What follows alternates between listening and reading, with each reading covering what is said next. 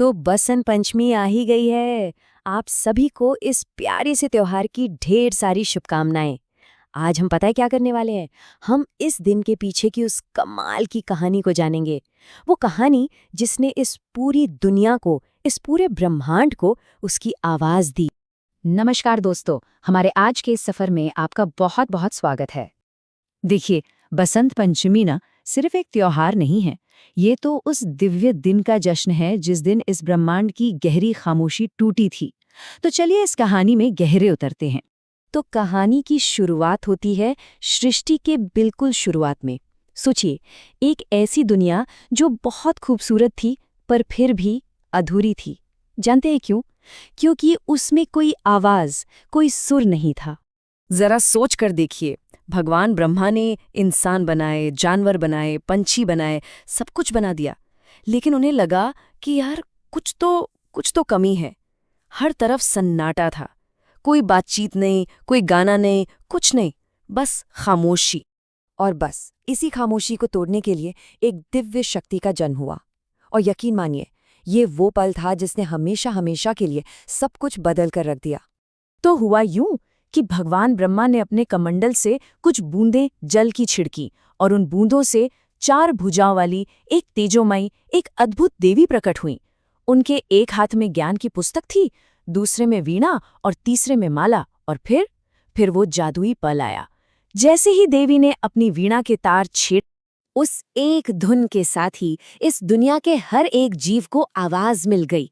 नदियों को कलकल का संगीत मिला, पक्षियों को चहचहाने की ताकत मिली और हम इंसानों को वाणी का वरदान मिला। ब्रह्मांड का वो जो सन्नाटा था ना, वो हमेशा के लिए टूट चुका था। और पता है, जिस दिन ये सब हुआ, वो दिन था माघ महीने के शुक्ल पक्ष का 5वां दिन। इसीलिए इस दिन को बसंत पंचमी कहते हैं, यानी देवी सरस्वती का जन्मदिन। लेकिन रुकिए, कहानी यहीं खत्म नहीं होती। इस दिन से सिर्फ ज्ञान ही नहीं, बल्कि एक और बहुत ही खूबसूरत कहानी जुड़ी है। ये कहानी है प्यार की और प्रकृति के खिलने की।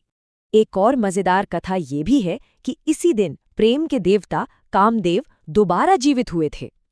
कहते हैं कि वसंत ऋतु कामदेव की दोस्त है, और इसीलिए जब वसंत आता है ना, तो पूरी प्रकृति नए नए फूलों और हरियाली से झूम उठती है। तो ये दिन एक नई शुरुआत और प्यार के खिलने का भी प्रतीक है।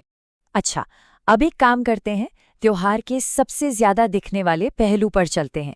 आपने ध्यान तो दिया ही होगा कि बसंत पंचमी के दिन हर तरफ एक खास रंग, पीला रंग छाया रहता है। तो सवाल ये उठता है कि भाई, इस दिन पीले रंग की इतनी खासियत क्यों है? इसका जवाब ना हमारी प्रकृति और हमारी मान्यताओं दोनों में ही छिपा हुआ है। इसके ना मोटे तौर पर 3 बड़े कारण हैं। पहला, इस मौसम में सरसों के खेत लहलहा रहे होते हैं और वो पीले फूल ऐसे लगते हैं मानो धरती ने पीली चादर ओढ़ ली हो। दूसरा, पीला रंग पवित्रता, सात्विकता मतलब पॉजिटिव एनर्जी का प्रतीक है। और तीसरा, ये रंग उत्तर की ओर बढ़ते सूरज की सुनहरी किरणों को भी दिखाता है। तो हमने पुरानी कहानियों को समझ लिया, प्रकृति से इसका कनेक्शन भी देख लिया। अब देखते हैं कि आज के टाइम में ये त्योहार हमारी जिंदगी में कैसे शामिल है, खासकर ज्ञान की शुरुआत के तौर पर। एक बहुत ही प्यारी परंपरा है जिसे विद्यारंभ संस्कार कहते हैं। इस दिन छोटे छोटे बच्चों को पहली बार अक्षर लिखना सिखाया जाता है। ऐसा मानते हैं कि ज्ञान की देवी के जन्मदिन पर अगर पढ़ाई की शुरुआत हो तो बच्चे पर उनकी कृपा हमेशा बनी रहती है। और सिर्फ बच्चे ही नहीं, जो आर्टिस्ट हैं, म्यूजिशियन हैं, लेखक हैं, वो सभी अपनी कला से जुड़ी चीज़ों की पूजा करते हैं, जैसे कि अपने म्यूजिकल इंस्ट्रूमेंट्स की, अपनी कलम की, और माँ सरस्वती से अपनी कला को और निखारने का आशीर्वाद मांगते हैं। तो देखा जाए तो बसंत पंचमी सिर्फ एक दिन का त्योहार नहीं है, ये असल में ज्ञान, कला और प्रकृति का एक खूबसूरत संगम है। ये हमें याद दिलाता है कि सीखने की, कुछ नया बनाने की कोई उम्र नहीं होती।